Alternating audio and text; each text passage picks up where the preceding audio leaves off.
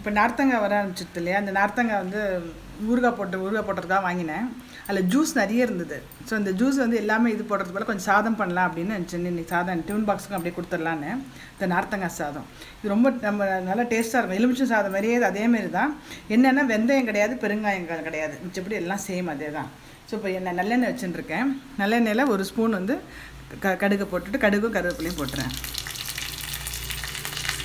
அது வெடிச்சதுக்கப்புறம் ஒரு ஸ்பூன் கடலைப்பருப்பு, ஒரு ஸ்பூன் உளுத்தம்பருப்பு, அப்புறம் கொஞ்சோண்டு வேர்க்கடலை இது போட்டு வறுத்துட்டு பச்சை மிளகா, சிவப்பு மிளகா அதையும் போட்டு வறுக்கணும்.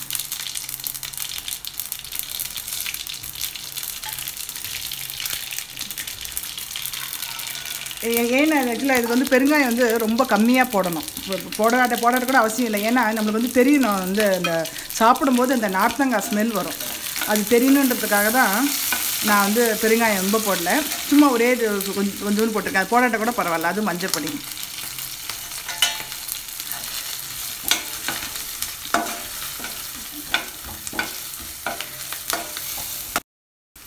அடுப்பு அணைச்சின்ட்டேன். இப்போ நமக்கு எவ்வளோ வேணுமோ அந்தளவுக்கு உப்பு, நம்ம இப்போ ஒரு டம்ளர் சாதம் வச்சுருக்கேன் பெரிய டம்ளரில், அதனால் அந்தளவுக்கு உப்பு போட்டிருக்கேன். உப்பு போட்டு இறக்கிட்டேன். அடுப்புலேருந்து இறக்கிட்டேன். இப்போ இந்த சாதத்தை வந்து ஆற வச்சுருக்கேன் இல்லையா, அதை போட்டுறேன்.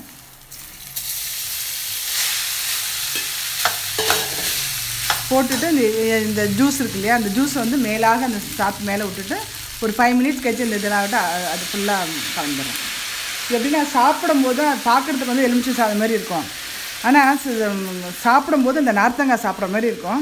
அந்த தோற்பு இதுலேயே இருக்கிறதுனால நம்ம வெந்தயம் போடணும்னு அவசியம் இல்லை. ஏன்னா வெந்தயம்லாம் எலுமிச்சம் சாதத்துக்கு வெந்தயம் போடுவோம். இதுக்கு எதுவுமே வெந்தயம்லாம் வேண்டாம். அதுலேயே வந்து தோற்புலாம் இருக்கிறதுனால இது வந்து மெடிசினல் வேல்யூ நிறைய இருக்கு இல்லையா அந்த நார்த்தங்காயில். ஸோ இந்த நார்த்தங்காய் சாதம் வந்து எப்போயாவது ஒரு வாட்டி கிடைக்கும்போது பண்ணுவேன் டிஃபன் பாக்ஸுக்கு. இதை பண்ணிவிட்டு இது வந்து கூட பொறுத்தவரைக்கும் பண்ண போகிறேன், காமிக்கிறேன். இதோ நார்த்தங்காய் சாதம் ரெடி ஆகிடுச்சு.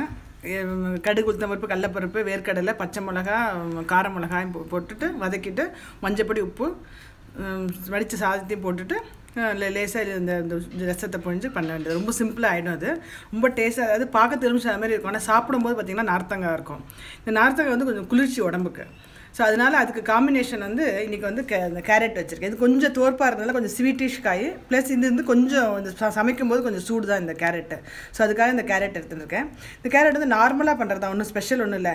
கடுகு, உளுத்தம்பருப்பு போட்டுட்டு கொஞ்சம் மஞ்சப்பொடி, பூலாம் போட்டு கொஞ்சம் வெந்ததுக்கப்புறம் வெறுமலாம் அப்படி போட்டுட்டு கடைசியில் வந்து இந்த பெருஞ்சீரகம் சோம்பு இருக்கு இல்லையா, இந்த சோம்பு மட்டும் என்ன பண்ணுவேன்னா ஒரு நல்லா வறுத்துன்ற வாசனைக்காக வறுத்துன்ட்டு பொடி பண்ணி லாஸ்ட்டில் தூவிடுவேன். ஸோ அது வந்து காம்பினேஷன் நல்லாயிருக்கும் கொடுக்குறதுக்கு. ஸோ இந்த சோம்பு போடணுன்னு அவசியம் இல்லை. சப்போஸ் கொஞ்சம் அது சாப்பிட்றதுக்கு காம்பினேஷன் நல்லா இருக்குமேன்னு போடுறேன். இல்லைன்னா கூட நார்மலாக போட்டு சாப்பிட்றதுக்கு நல்லாயிருக்கும். இதை வறுத்துக்கிறேன், அதையும் கட் பண்ணிக்கிறேன். இதை நான் நறுக்கின்ட்டேன். ஒரு ஸ்பூன் எண்ணெய் விட்டு கடுகு, உளுத்தம்பருப்பு போடுறேன்.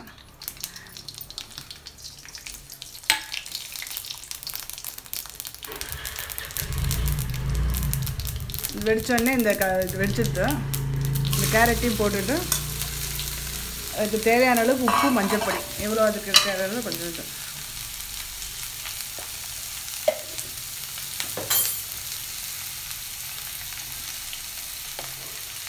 கொஞ்சோண்டு ஜலம் விட்டுன்ட்டு மூடி வச்சிடலாம். அதை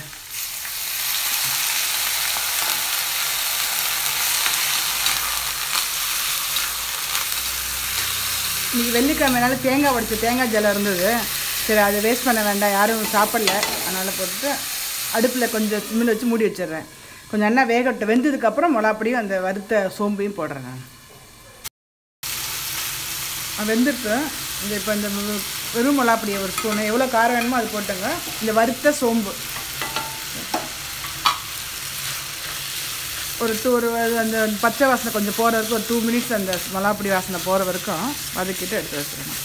இது வந்து இந்த நார்த்தங்காய் சாதத்துக்கு ரொம்ப டேஸ்ட்டாக இருக்கும். காம்பினேஷன் நல்லாயிருக்கும். லஞ்ச் பாக்ஸ் கொடுக்கலாம். அது மாதிரி இது கொஞ்சம் ஜூஸியான காய் வேறு, ப்ளஸ் கொஞ்சம் ஸ்வீட்டிஷ் காய். இந்த நார்த்தங்காய் சாதத்துக்கு நல்லாயிருக்கும்.